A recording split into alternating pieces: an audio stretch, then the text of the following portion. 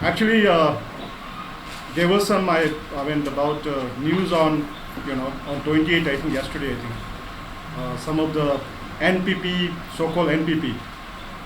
In fact, they are not a part of NPP anymore, but they made a statement that there's a mass resignation done by them.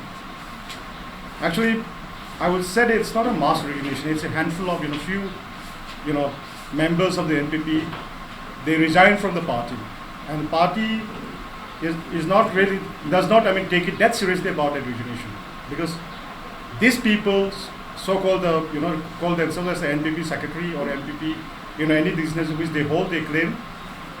Actually, they are inactive in the party for the last 4 to 5 months, and they are not visible at all in the party. Actually, I come all the way from from the center regarding this matter, and the center doesn't take this kind of resignation very seriously, and there's no confusion in the party at all. NPP party in Nagaland is doing very good at the moment. Day by day, lot of energetic, dynamic youth, and many of the academicians of Nagaland, they are joining us, and they are likely to join in the future also. There's a lot of what do you call it, the so-called likings of the party, because they know that NPP is the one party in the entire Northeast, and also recognized as one of the the national party from the Northeast for the first time. And then, unlike other party, NPP, though it's a national party, NPP is very what you call specific about the Northeast issues, and always when we think about our day-to-day politics, we always prioritize the Northeast. Northeast in overall. So that's why even we have a slogan. Every time we talk about NPP as a united Northeast, one voice, and these are the things we NPP's because of that. What is happening in NPP? You see the recent election in Manipur.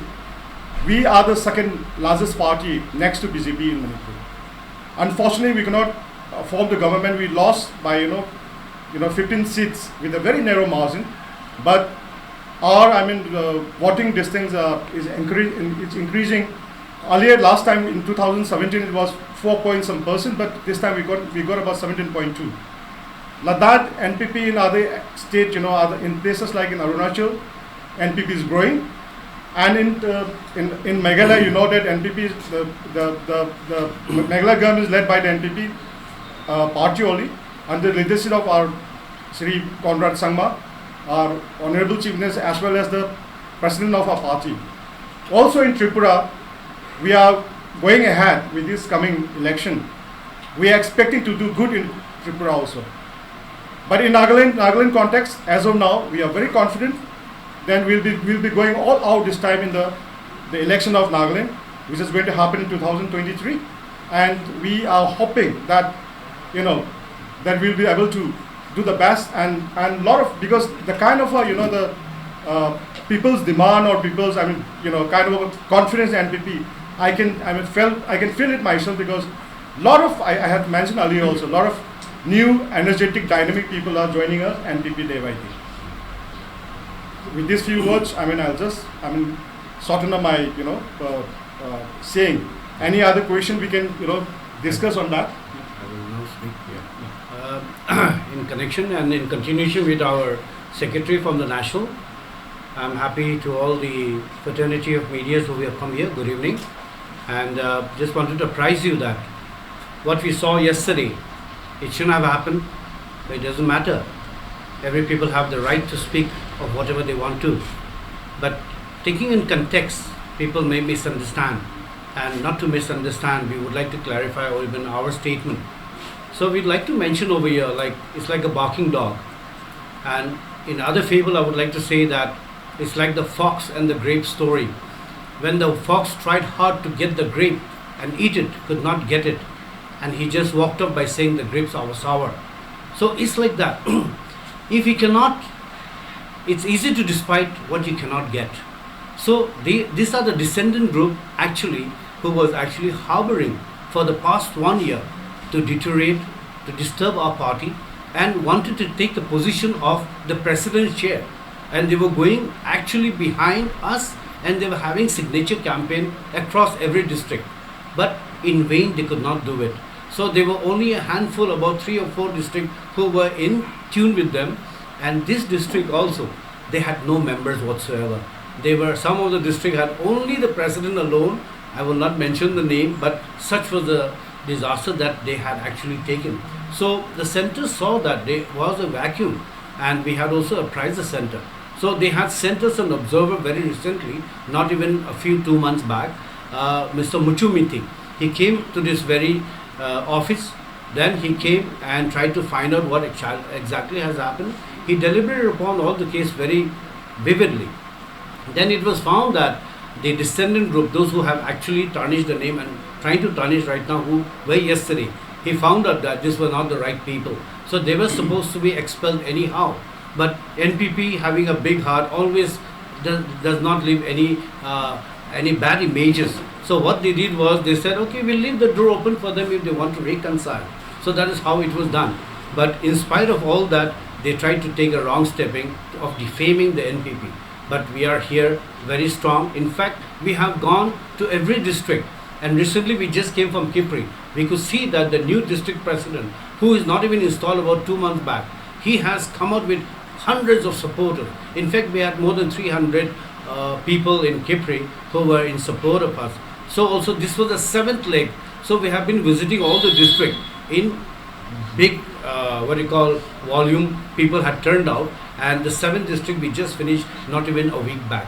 So we can see that our NPP is growing very well, and this descendant group, they knew that they were being sidelined, and they didn't want to take, probably they were feeling awkward that they may be sent off, which we do not do so. Okay, we always take a family member, that we call it NPP family.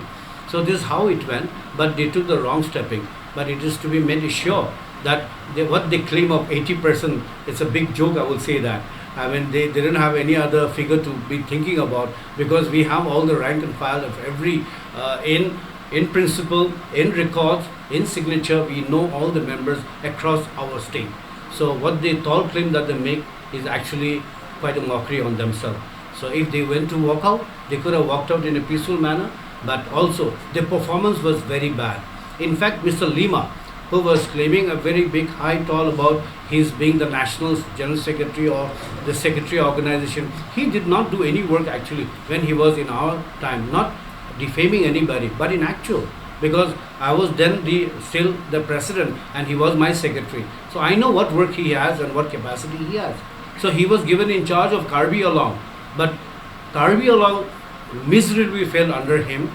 Not even one MLA came out, and this time also the Autonomous Council, not even one member came under his leadership, and he was given the in charge over there.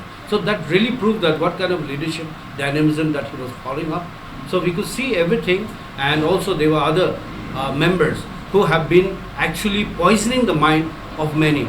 There are one or two of them actually in the party who was actually supporting everything.